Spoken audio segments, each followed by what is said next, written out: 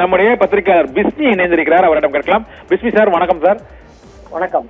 வணக்கம். இந்த நீதிமன்ற நடைமுறைகள் சென்சார் தணிக்கை சான்றிதழ் பெறுவதில் சிக்கல், இதற்கு என்ன காரணம் நினைக்கிறீங்க சார்? அவங்க தாமதமாக விண்ணப்பித்தது காரணமா, மறு ஆய்வுக்கு அனுப்பியது காரணமா, அல்லது வழக்கு போட்டது காரணமா? என்ன ரீசன் சார் இது இந்த பிரச்சனைக்குள்ளானது? இல்ல, இதற்கு பின்னால் இருப்பது ஒன்றிய பாஜக அரசு. அவர்களுடைய அரசியல் எதிரிகளை தங்கள் கையில் இருக்கிற அமைப்புகள் மூலமாக அச்சுறுத்துவதை அவங்க தொடர்ந்து பண்ணிக்கிட்டே இருக்காங்க. சிலர் மீது இடி நடவடிக்கை, சிலர் மீது ஐடி நடவடிக்கை, சிலர் மீது சிபிஐ நடவடிக்கை அப்படின்னு ஒன்றிய பாஜக தன்னுடைய அமைப்புகளையே ஏவல் நாயா பயன்படுத்துறத நம்ம பாக்குறோம். சோ அந்த அடிப்படையில் விஜய் ஒரு நடிகர், இன்றைக்கு அரசியல் கட்சி தொடங்கி தமிழக மக்கள் கிட்ட ஒரு மிகப்பெரிய எழுச்சியை வச்சிருக்காரு. இவரை தங்களுடைய கூட்டணிக்கு இழுப்பதற்கு தொடர்ந்து பாஜக முயற்சி செஞ்சுட்டு இருக்கு. அதற்கு விஜய் உடன்படவில்லை. சோ அதன் காரணமாக இன்றைக்கு தணிக்கை வாரியம் என்கிற அந்த ஒன்றிய அமைப்பின் மூலமாக விஜய்க்கு ஒரு நெருக்கடியை கொடுத்து இன்றைக்கு ஜனநாயகன் படத்தின் வெளியீட்டு தேதியையே தள்ளி வைக்கிற சூழலை ஒன்றிய பாஜக அரசு செய்து முடித்திருக்கிறது. நம்ம எல்லாருக்கும் தெரியும், தகவல் ஒலிபரப்புத்துறை இணையமைச்சராக தமிழ்நாட்டை சேர்ந்த முருகன் இருக்காரு. அதனால பாத்தீங்கன்னா இத்தனை நடவடிக்கைகளுக்கு பின்னாலும் பாஜக இருக்கும். முக்கியமாக அமைச்சர் முருகன் மூலமாக இந்த நடவடிக்கைகள் மேற்பார்வையிடப்பட்டிருக்கும் அப்படின்னு தான் நான் சந்தேகப்படுறேன். ஓகே. ஆனா பாரதிய ஜனதா கட்சி தலையீடு இருப்பதாக பொதுவாக அரசியல் வழியில் உங்களை போன்ற மூத்த பத்திரிகையாளர்கள் இது போன்று தெரிவித்தாலும், இந்த படத்திற்கு விண்ணப்பித்தது கடந்த டிசம்பர் 15ஆம் தேதி அளவில் அவர்கள் விண்ணப்பித்திருக்கிறார்கள். 29ஆம் தேதி சென்சார் போர்டு மெம்பர்கள் பார்த்திருக்கிறாங்க. யூஏ என்ற சான்றிதழ் கொடுத்து அது மறு ஆய்வு என்ற அந்த அப்பீலுக்கு போனதுனாலதான் லேட் ஆகுது. மற்றபடி சென்சார் போர்டுக்கு நடைமுறைக்கு இதுக்கு சம்பந்தம் இல்ல, அதற்கான மெம்பர்ஸை நியமிக்கிறது தான் சிக்கல் ஏற்படுதுன்னு இப்போ அந்த சென்சார் போர்டு தரப்புல அந்த நீதிமன்றத்துல அவங்க வாதிட்டு இருக்காங்க சார். நீங்க இந்த வாதத்தை எப்படி பாக்குறீங்க? இன்னைக்கு தணிக்கை வாரியம் சொல்கிற அத்தனை தகவல்களுமே பொய்யானது. அதுதான் உண்மையான விஷயம். என்ன காரணம்னா, அந்த தணிக்கை சான்றிதழ் பெறுகிற நடைமுறை தெரிந்தால் இந்த தணிக்கை வாரியம் இன்னைக்கு நீதிமன்றத்துல எப்பேற்பட்ட பொய்ய சொல்லிட்டு இருக்காங்க அப்படிங்கறத நம்மளால உணர முடியும். ஜனநாயகன் படத்தை பொறுத்த வரைக்கும் பாத்தீங்கன்னா டிசம்பர் 19ஆம் தேதி தணிக்கைக்கு அவங்க விண்ணப்பிச்சு அன்றைக்கு தான் அந்த தணிக்கை குழுவினர் அந்த படத்தை பார்த்தாங்க. அப்ப அவங்க சில கரெக்ஷன்ஸ் எல்லாம் சொல்றாங்க. அதாவது என்னன்னா, ஒரு முக்கியமாக ஒரு சண்டை காட்சியில வன்முறை அதிகம் இருக்கு, இதை நீங்க மாத்துங்க அப்படின்னு சொல்றாங்க. அத 33 ரூல் அப்படிங்கிற அடிப்படையில அதுக்கு ரீப்ளேஸ்மெண்டா ஒரு ஷாட்டை இவங்க கொடுக்குறாங்க. இது 24ஆம் தேதி இவங்க அதை சப்மிட் பண்ணிட்டாங்க. அப்ப ஆஸ் பர் ரூல் என்னன்னா 24ஆம் தேதியே இவர்கள் அந்த சான்றிதழை வழங்கி இருக்கணும். எல்லாத்துக்கும் மேல 19ஆம் தேதியே இவங்க ஓரலாக வாய்மொழியாக உங்களுக்கு யூஏ சான்றிதழ் வழங்கப்படும் அப்படின்னு அவங்க தெரிவிச்சாங்க.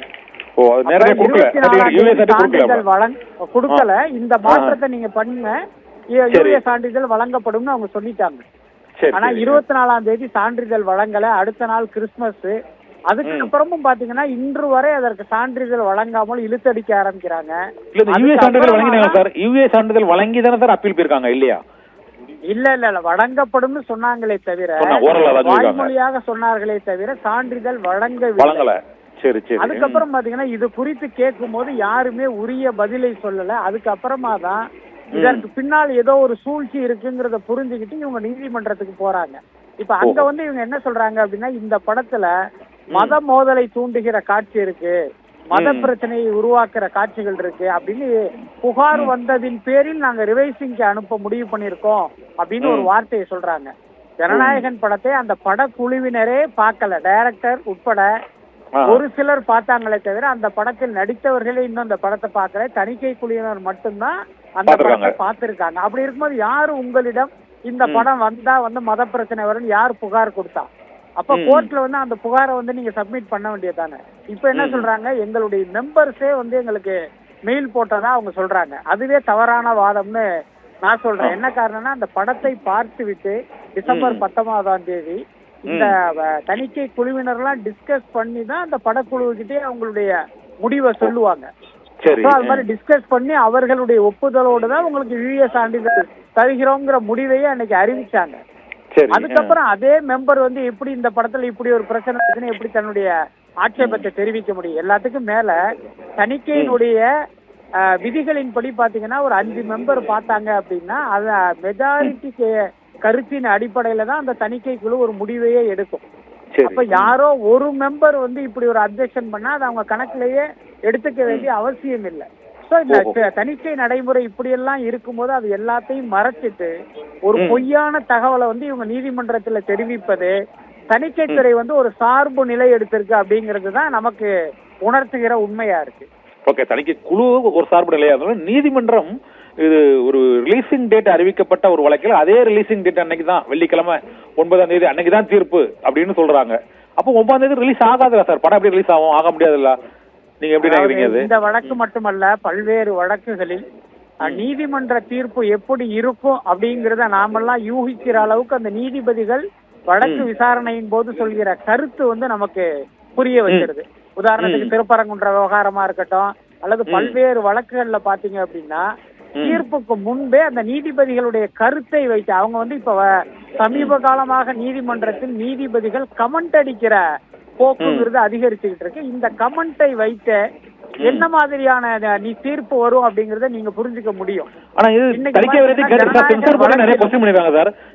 ஜனநாயகன் வழக்கிலும் அந்த நீதிபதி வரும்போது என்ன சொல்றாங்க, இந்த படத்தை 9ஆம் தேதி தான் ரிலீஸ் பண்ணணுமா, 10ஆம் தேதி ரிலீஸ் பண்ணா என்ன, தை பிறந்தால் வழி பிறக்குமே அப்படிங்கிற கருத்தை எல்லாம் அவங்க முன் வைக்கிறாங்க. இன்னொன்னு, தை பிறப்பது 15ஆம் தேதி தான், 10ஆம் தேதி கிடையாது. அப்ப இவங்களுடைய அந்த 10ஆம் தேதி ரிலீஸ் பண்ணலாமே, தை பிறந்தால் வழி பிறக்கும் அப்படிங்கிற ரெண்டையுமே ஒரு கேள்வியாக இல்லாமல் 2 கேள்வியா நம்ம பிரிச்சு பார்க்க வேண்டியதா இருக்கு. அதாவது 9ஆம் தேதி ரிலீஸ் பண்ணாம 10ஆம் தேதி ரிலீஸ் பண்ணலாமேங்கிறது ஒரு கருத்து, 15ஆம் தேதி ரிலீஸ் பண்ணலாமேங்கிறது இன்னொரு கருத்து. அப்ப இந்த வழக்கு விசாரணைக்கு எடுத்துக்கொள்ளப்படும் போதே நீதிமன்றத்தால் இப்படி ஒரு கருத்து தெரிவிக்கப்படுவதை வைத்தே இந்த படம் 9ஆம் தேதி ரிலீஸ் ஆகாது அப்படிங்கிறத என்னை போன்றவர்களால் புரிந்து கொள்ள முடிந்தது. இன்றைக்கு வழக்கு ஒத்தி வைக்கப்பட்டிருப்பதை பார்க்கும் போதும் கிட்டத்தட்ட இந்த படம் 9ஆம் தேதி ரிலீஸ் ஆகாது, 10ஆம் தேதி ரிலீஸ் ஆகாது, 15ஆம் தேதி வேண்டுமானால் ரிலீஸ் ஆகலாம் அப்படிங்கிற ஒரு முடிவுக்கு தான் வர வேண்டியதாக இருக்கு. ஓகே, ஆனா இதுல மத்திய அரசோட தலையீடு தான் இருக்கும், மாநில அரசு எந்த விதமான தலையீடும் பண்ணலன்னு சொல்றீங்களா சார்? இல்ல, ஏன்னா பராசக்தி படம் கரெக்டா அதற்கு 14ஆம் தேதி ரிலீஸ் ஆக வேண்டியது 10ஆம் தேதி என்று மாற்றப்பட்டது. இதுல மாநில அரசுக்கு எந்த விதமான பங்கு இல்லைன்னு நினைக்கிறீங்களா? அதாவது ஜனநாயகன் வெளியாகும் அதே நாளில் அல்லது அதற்கு அடுத்த நாளில் பராசக்தி படத்தை ரிலீஸ் செய்வதில் திமுக அரசனுடைய கைங்கரியம் இருக்கு. ஏன்னா அவர்களுடைய நிறுவனமான ரெட் ஜெயின் மூலமாக இந்த படத்தை ரிலீஸ் பண்றாங்க. இதன் மூலமாக விஜயனுடைய ஜனநாயகன் படத்தினுடைய வசூலை குலைப்பதற்கு திமுக திட்டமிட்டதுங்கிறது தனி கதை. ஆனா இந்த தணிக்கையில் இந்த படத்துக்கு வந்து ஒரு சிக்கலை ஏற்படுத்தி பட வெளியீட்டையே தள்ளி வைப்பது அப்படிங்கிற இந்த விவகாரத்தில் திமுகவுக்கு வந்து எந்த ரோலும் கிடையாதுன்னு தான் நான் நினைக்கிறேன். அதே நேரம் நாம் பார்க்கிற அரசியலை தாண்டி அந்த இன்னொன்னு பாத்தீங்கன்னா இந்த உள் விவகாரமா சில விஷயங்கள்லாம் இருக்கும். அதன் அடிப்படையில் இதற்கு திமுகவும் பின்னணியில் இருப்பதற்கான வாய்ப்பு இருக்கு அப்படிங்கறதை நம்ம மறுக்க முடியாது. ஓகே, நன்றி சார். இணைப்பில் வந்து இந்த ஜனநாயகன் தொடர்பான பல்வேறு சந்தேகங்களுக்கு எங்களுக்கு விளக்கம் அளித்தமைக்கு மிக்க நன்றி சார்.